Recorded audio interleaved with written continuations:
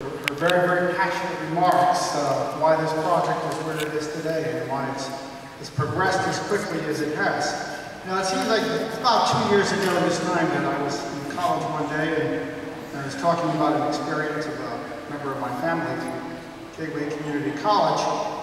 And she said, "Here, I want to talk to you for a couple of minutes." And I said, "Sure." And I walked in and she said, "You know, we got a raise at the time. The number was more like 10 million. But she said, I'd like you to co chair the effort to raise $10 million for the school." And I said, "Well, you know, I've never really done that. It's an awful lot of money, and let me think about it."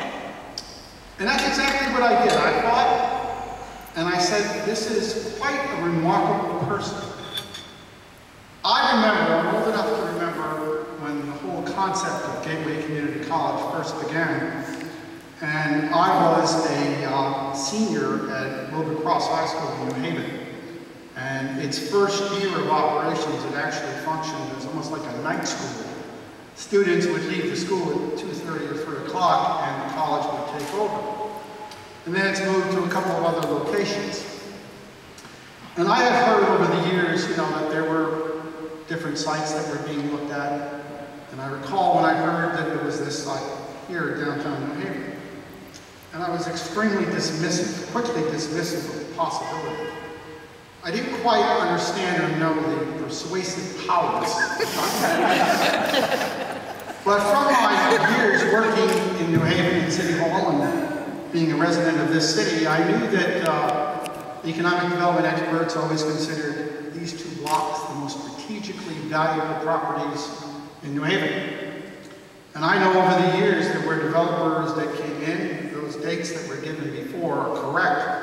But it's not as if there weren't folks that expressed interest in that 17-year period or 12-year period.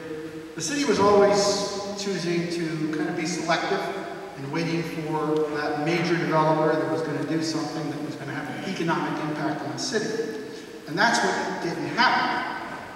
But I think it was within no one's imagination that somehow that a new Gateway Community College would be that site.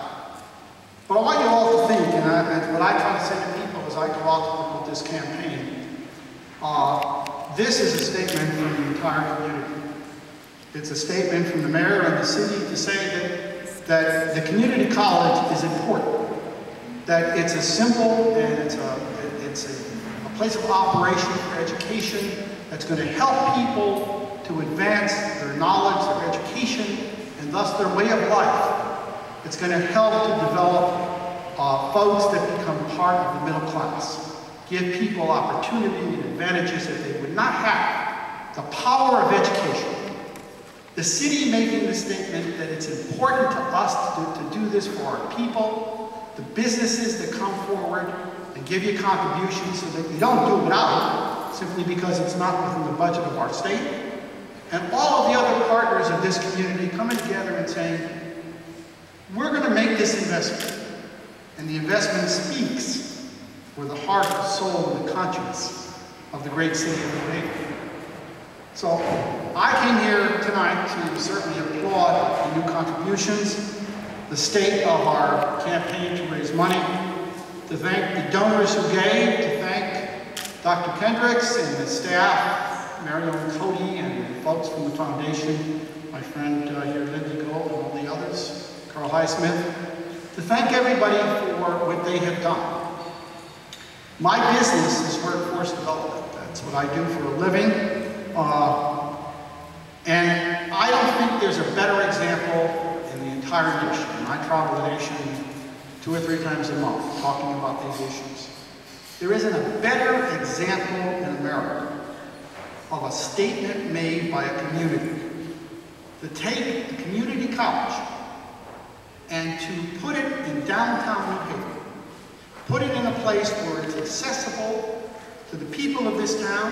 It's in the midst of the most vibrant, real business district in our city, accessible and connected to Yale, to the hospitals. It is a statement that we care about our city, we care about our people, and it's going to bear some dividends of economic prosperity for the people of the city for years, if not decades and decades to come.